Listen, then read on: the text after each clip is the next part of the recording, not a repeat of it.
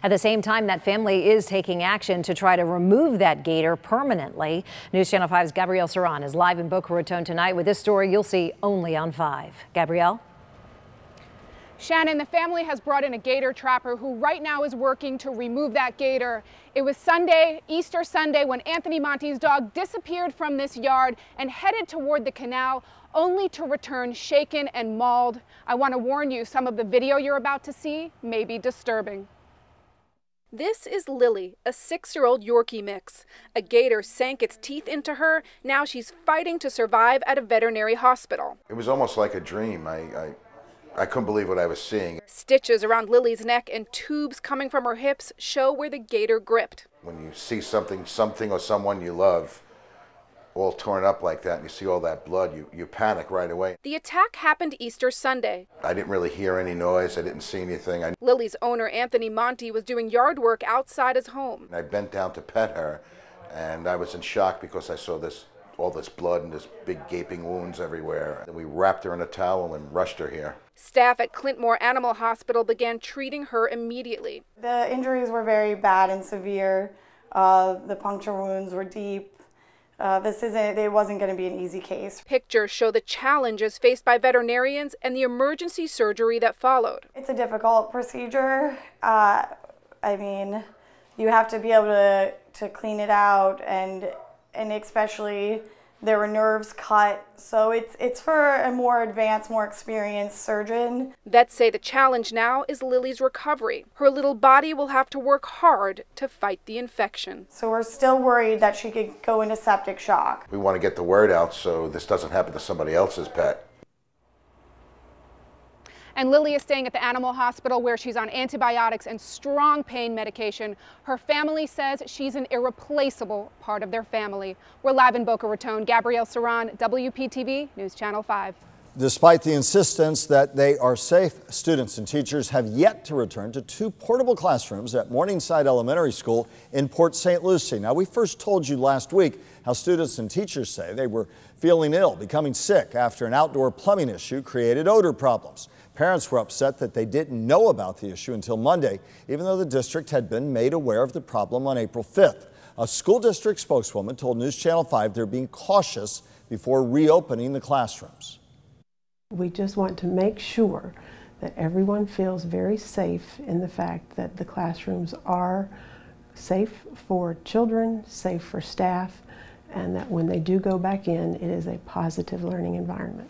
The district says parents with questions should contact the school or district headquarters. Today, the tow truck driver who tragically died while securing a vehicle on the Congress Avenue overpass was laid to rest. News Channel 5's Tanya Rogers joins us with how the driver is being remembered. Tanya. Well, Shannon, workers made sure that Richard Randolph's truck was at the funeral home, but as friends and strangers pay their respects, some drivers talked about the dangers of the job. Paying their respects and celebrating the life of 69-year-old Richard Randolph, a tow truck driver. He planned to retire soon. This is very, very sad. Fellow tow truck drivers from near and afar came to Boca Raton to show their support for Richard's widow, Judy. Richard died last week when he fell from the Congress Avenue overpass. He came to the scene to tow away this tractor trailer teetering over I-95. For everyone here, Richard's death is a sobering reminder they have a dangerous job. When you come home every day, it's a safer day for you because it's towing the seat. You never know what's going to happen. Drivers told me story after story through the years, friends injured trying to tow a vehicle. It's so far, and I've been in business for 20-some years, and it's been 4 hits in my drivers. I enjoy every moment of it. It's very dangerous and it's part of the job. As they say goodbye to one of their own, they also share a clear message. And this goes to the people and the drivers out there. When you see a tow truck on the side of the road, please go around it. If you see yellow lights, if you see a cop, go around it, because we all got family and we all want to make it home to our families. Now, at this hour, OSHA is still investigating Richard's death. Tanya Rogers, WPTV News Channel 5.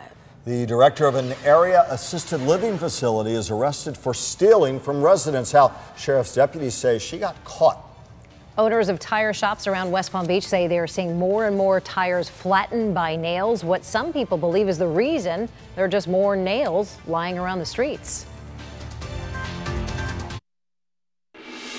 Martin County Sheriff's deputies arrested the director of an assisted living facility for stealing from one of the residents. Deputies said Serafina Fromm stole more than $1,000 from an 82-year-old woman living at The Point on Ocean Boulevard in Stewart. The victim's son said he kept noticing his mom's weekly spending money disappearing, so he set up this camera and hid it in a closet.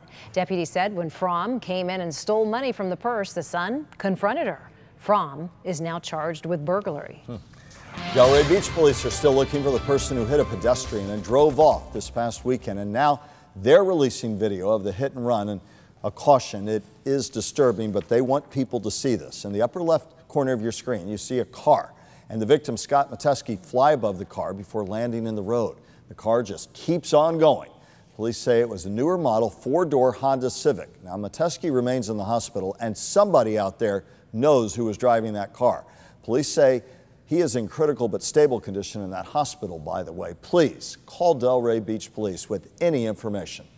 A former police chief spent the night in jail. Gerald Pitochelli appeared in court this morning to face a battery charge. The former Tequesta police chief is accused of kicking his wife after an argument. His wife told the judge she is not fearful of him. A judge let Pitochelli out of jail on supervised release.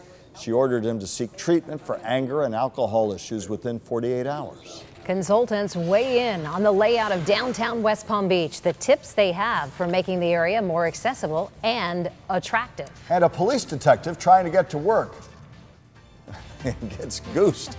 The encounter he had right outside the police station. My gracious. Wow, that's a little nasty.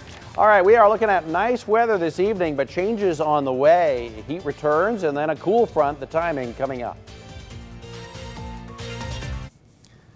Tire stores in and around downtown West Palm Beach report a steady increase in business, and they give the credit, or make that the blame, to nails. And one thing is for certain, drivers are not at all happy about it. News Channel 5's Alana Quillen joins us now to explain what's going on here, Alana. Yeah, well, downtown is bustling with growth, which means construction. And with that comes the possibility of debris left in city streets. Shops like Tire Choice near downtown told me a lot more people are coming in with nails in their tires.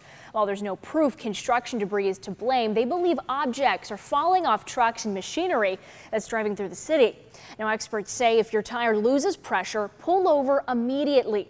Driving even with 2 blocks with a flat tire can mean more money down the drain. Customers come in, but now you have the shard broke off there, and we took the tire off. We noticed it's a worker's file. We're growing so fast that we have a lot of construction, and that's something I didn't prepare for when I bought my car.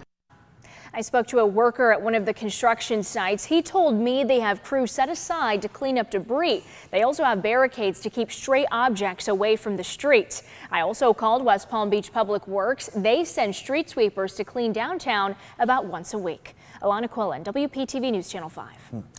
Well, you had a few extra days to file this year, but now, collective groan here from all of us, it is finally tax day. If you've not filed yet, you still can, only if you're filing online. For that, you have until midnight, though we did check around. There's a couple of post offices. You can check in your location, see if you have any post offices staying open late. Now, if you're mailing return, for instance, the post office on Summit Boulevard in West Palm Beach is open until 9 tonight, so you can get that coveted stamp. Or you can file for an extension, but you can only do that if you do not owe the IRS. If you owe Uncle Sam money, you must file before midnight tonight. People in Palm Beach Gardens were showing their support for the president's tax plan today. The Palm Beach County Tea Party rallied for a simplified tax code right there on the corner of PGA Boulevard and Military Trail. Supporters held signs and flags to call attention to President Trump's tax reform measure.